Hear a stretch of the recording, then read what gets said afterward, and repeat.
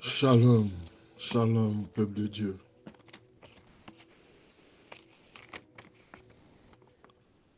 Que le Seigneur nous bénisse et que toute la gloire lui revienne.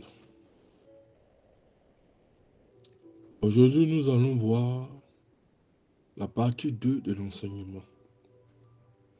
Voulez-vous changer, prendre une autre dimension, vous tourner résolument vers le Seigneur, changer d'à propos et de situation.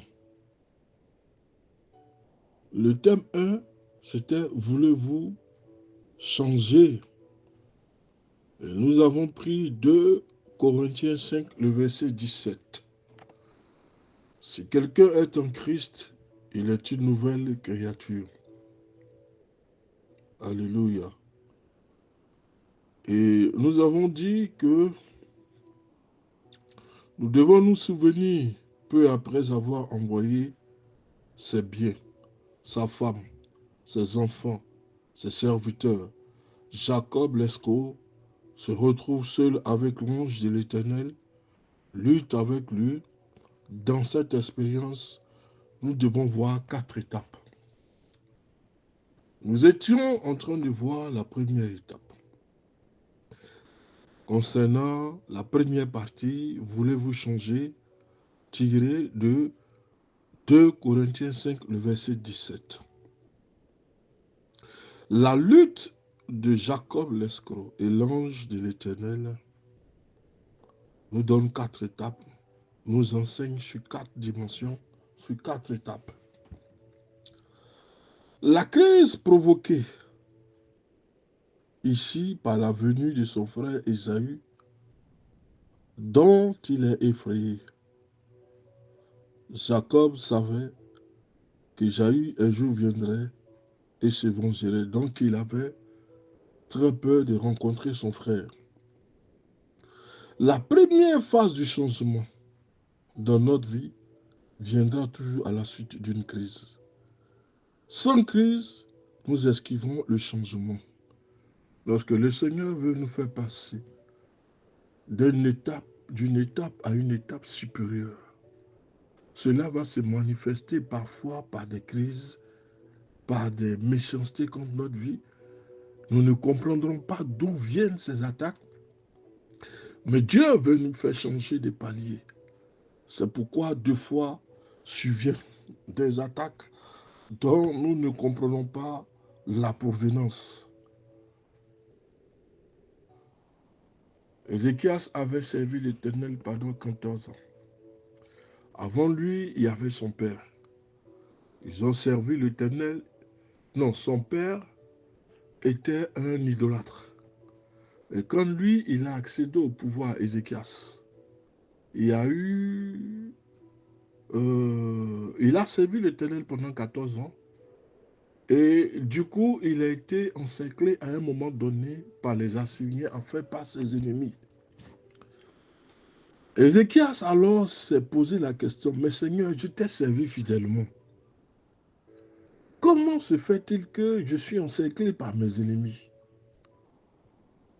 Daniel a été jeté dans la fosse au lion. Quand il est sorti de là, Darius a reconnu la primauté, la suprématie de l'Éternel, et Daniel a été élevé au rang de gouverneur en Babylonie. Dieu ne vous envoie pas une crise parce qu'il veut vous détruire. Il vous envoie une épreuve parce qu'il veut vous faire changer de cap et de situation. Il veut vous amener à une situation supérieure. Mais nous sommes accrochés à notre confort. Nous sommes accrochés à ce que nous avons. Au lieu de nous laisser conduire par Dieu, quand une situation de crise vient, nous devons poser la question à Dieu dans le jeûne et la prière. Seigneur, pourquoi ai-je cette crise? La première phase du changement dans notre vie viendra à la suite d'une crise. Sans crise, nous esquivons le changement. Nous nous contentons de ce que nous avons et de ce que nous sommes. Mais ce que tu as et ce que tu es n'est que le début de ta bénédiction. L'Éternel veut t'amener à une autre bénédiction, à un autre niveau. Mais toi, tu luttes, tu persistes. La lutte de Jacob avec l'ange a duré toute la nuit. Ne soyons pas étonnés si pour nous aussi la crise est longue. Si nous nous sentons inconfortables dans notre vie actuelle, si nous aspirons à un meilleur futur, Dieu a besoin d'abord de capter notre attention. Et la méthode qu'il utilise souvent, c'est la crise dans laquelle l'Éternel nous plonge avec ses frustrations, ses peines, ses problèmes, au point que le changement, quelle que soit, s'avère une meilleure option que notre situation actuelle. Parce que beaucoup ont peur. C'est Dieu qui veut te faire changer de situation et d'option. C'est Dieu qui va apporter une nouvelle bénédiction. Mais il veut que tu restes capté sur lui. Si Dieu te met dans les problèmes, des situations, les gens se moquent de toi, les gens rient de toi, alors que toi-même à ton fond intérieur, tu ne sais pas réellement ce que tu as fait, mais les attaques sont virulentes, au point que tu vas abandonner le ministère parfois. On n'abandonne jamais le ministère sur les attaques ou sur une crise. On prend du recul, on cherche l'orientation à capter l'intention de Dieu et à chercher pourquoi nous sommes dans une telle situation. Alors l'Éternel nous donnera la réponse qu'il convienne. Mais nous pleurons. Les gens nous attaquent. Souvent, certains tombent malades. L'attaque est trop forte parfois.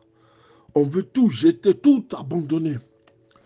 Mais autant l'attaque est violente, autant la bénédiction sera grande. Dieu veut vous faire passer d'une situation régionale à une situation internationale. Vous n'êtes plus au stade des régions, au stade des quartiers. Vous êtes devenu un prêcheur, un prédicateur, un prophète des nations, un apôtre, un bâtisseur. Mais cela va passer par des crises parfois où vous allez couler des larmes, où des enfants, vos propres enfants vont emprunter des voies qu'il ne faut pas. Vous allez être dans une dimension où vous ne comprenez pas. Mais Dieu va vous éloigner comme il a fait avec le prophète Élie. Il a mis Élie dans le désert afin que Élie soit capté sur l'Éternel et que Élie pose la question à Dieu, Seigneur, enlève-moi parce que l'attaque de Jézabel est trop. Lui, prophète de Dieu, ayant toutes les armes nécessaires, à un moment donné, se pose la question. L'attaque de Jézabel est trop forte. Il arrivera des moments où vous aurez ce genre d'attaque. Nous voyons dans la première étape que Jacob a lutté presque toute la nuit. Il a lutté presque toute la nuit. Il t'appartient, enfant de Dieu, parfois de voir que ta situation a besoin ou nécessite que tu combattes réellement. La peur du changement doit être dépassée par la douleur de la crise pour nous pousser dans une bonne direction. Lorsque l'Éternel nous mène dans une crise, deux fois nous ne cherchons pas à comprendre. Nous commençons à médire. Mais Dieu sait ce qu'il fait. Notre situation dure est perdue. Nous avons parfois l'impression qu'il n'a point d'issue, qu'il viendra à notre secours, qu'il pourra nous aider. Seul l'Éternel a la réponse. Dans la partie 2 que nous voyons aujourd'hui, dans le livre d'Éphésiens 4, le verset 23 au verset 24, la Bible dit ceci. Il vous faut être renouvelé par la transformation spirituelle de votre intelligence et revêtir l'homme nouveau. Si nous sommes revêtus de l'homme nouveau, nous avons des habits nouveaux. C'est la question que je pose la plupart du temps. Qu'allons-nous chercher dans la vieille vie de celui qui a une vie renouvelée? Pour être renouvelé, il faut être baptisé d'eau et d'esprit. Il faut changer complètement les directions. Il faut prendre la voie qui conduit vers le Seigneur. Mais la jalousie pousse la plupart du temps certaines personnes à aller fouiller dans ta vie pour chercher à te détruire. Mais là où Dieu ne te voit plus, où Dieu a fait de toi quelqu'un de neuf, quelqu'un de nouveau, pourquoi aller chercher dans l'ancienne vie de l'autre? Il nous faut être renouvelés par la transformation spirituelle de notre intelligence et revêtir l'homme nouveau, Éphésiens 4, versets 23 à 24. Nous avons dit que la lutte de Jacob avec l'ange nous enseigne 4 étapes. Et la première étape que nous voyons, c'est que l'ange, Jacob a beaucoup lutté avec l'ange. Il a lutté avec l'ange jusqu'à ce qu'il reçoive sa bénédiction. Le changement ne procède que par une crise. Et nous disons que la première phase du changement dans notre vie viendra à la suite d'une crise. Sans crise, nous allons esquiver tout ce qui est changement. La lutte de Jacob et l'ange a duré toute la nuit. Il peut arriver, nous disons que notre situation aussi demeure toute la nuit. Enfin, quand on parle d'une situation qui a duré toute la nuit, on parle d'une situation dans notre vie, dans une situation de crise où nous nous trouvons, qui peut prendre du temps.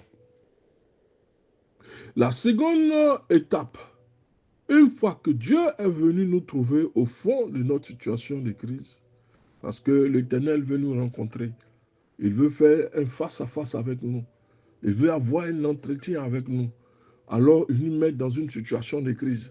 Ne voyons pas cela comme un abandon, mais ça peut être une opportunité que Dieu veut mettre devant toi afin de marcher vraiment étroitement avec toi. Tu es son enfant et quand il te voit dans une situation, il veut t'en sortir de cette situation. Lorsque Dieu est venu nous trouver au fond de cette crise, ce qui nous reste maintenant,